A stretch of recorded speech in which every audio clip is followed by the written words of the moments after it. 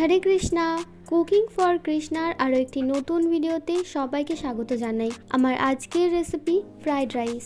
Fried rice অনেকভাবেই তৈরি করা যায়, তবে সবথেকে সহজ পদ্ধতিতে যে কোনো রকমের অনুষ্ঠানে ভগবানকে ভোগ নিবেদনের জন্য আমার মা যে পদ্ধতিতে ফ্রাইড রাইস তৈরি করে ওটাই আজকে দেখাবো। তাহলে চলুন দেখে নেওয়া যাক আজকের ভিডিও।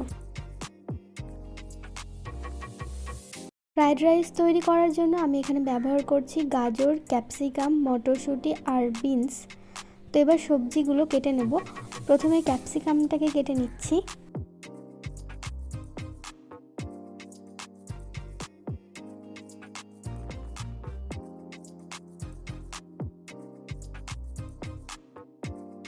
তো সব রকম সবজিগুলোকে আমি এখানে খুবই ছোট ছোট আর লম্বা পিস করে কেটে নিয়েছি। গাজর আর বিনসটাকেও কেটে নিয়েছি। আর লাগছে কাজু বাদাম আর কিশমিশ। কাজু বাদামগুলোকে মাঝখান থেকে 2 ভাগ করে নিয়েছি। এবার রান্নার মূল পদ্ধতিতে যাওয়া যাক। প্রথমেই আমি 500 গ্রাম বাসমতি চালকে জলে ভিজিয়ে রেখেছিলাম। চাল ভিজিয়ে রাখার জন্য সিদ্ধ হতে বেশিক্ষণ সময় লাগে না। এবার একটা পাত্রের মধ্যে তেজপাতা, গোটা গরম মশলা, জায়ফল, জয়িত্রী দিয়ে বেশ খানিকটা জল গরম করে নেব। জল গরম হয়ে আসলে ওর মধ্যে চালটা দিয়ে দেব।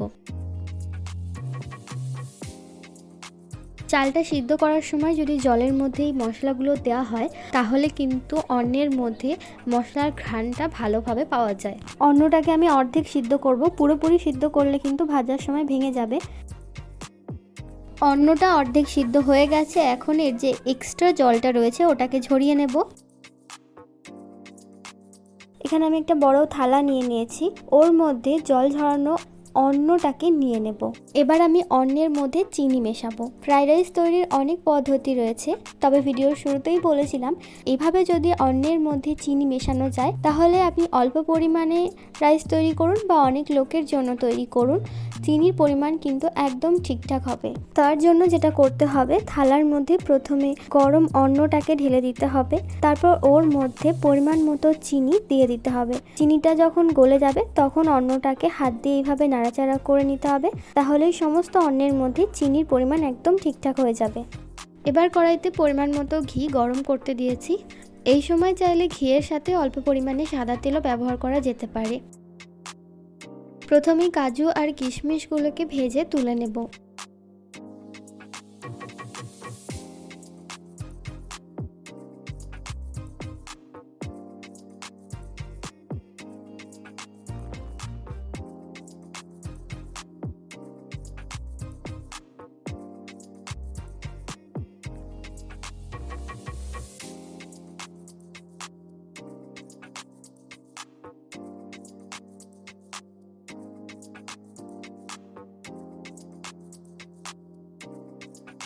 এবার কড়াইয়ে এক্সট্রা ঘিয়ের মধ্যে গোটা গরম মশলা আর তেজপাতা ফোড়ন দিয়ে নিয়েছি। ফোড়নে হালকা ঘ্রাণ আসলে কেটে রাখা সবজিগুলোকে দিয়ে দেব।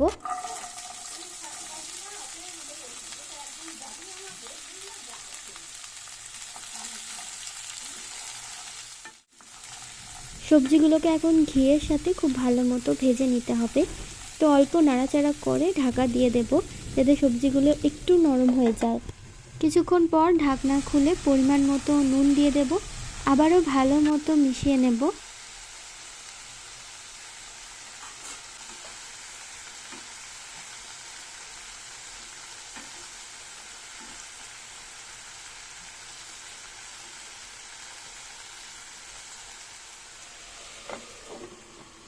বেশ কিছুটা সময় নিয়ে ঢাকা চাপা দিয়ে সবজিগুলোকে ভেজে নিয়েছি। তো এখন সবজিগুলো পুরোপুরিভাবে ভাজা হয়ে গেছে।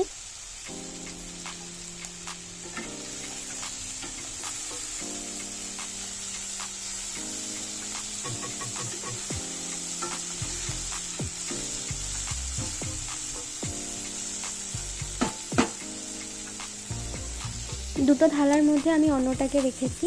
দুটো থালার অন্ন আমি আলাদা আলাদাভাবে ফ্রাই করব, তার জন্য কিছুটা পরিমাণ সবজি আমি আলাদাভাবে সরিয়ে রাখছি। এবার কড়াইতে আরও কিছুটা পরিমাণ ঘি দিয়ে ওর মধ্যে একটা থালার অন্ন পুরোটা দিয়ে দেব।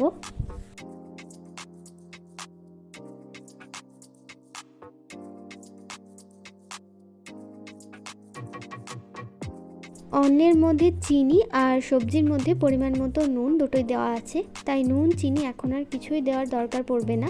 এবার আগে থেকে ভেজে রাখা কাজু কিশমিশ দিয়ে খুব ভালো করে সব কিছু মিশিয়ে নেব।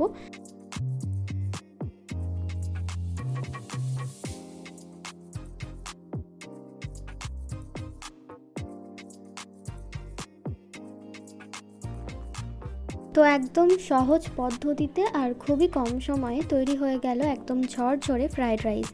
এখন আমি ভগবানকে ভোগ নিবেদন করব।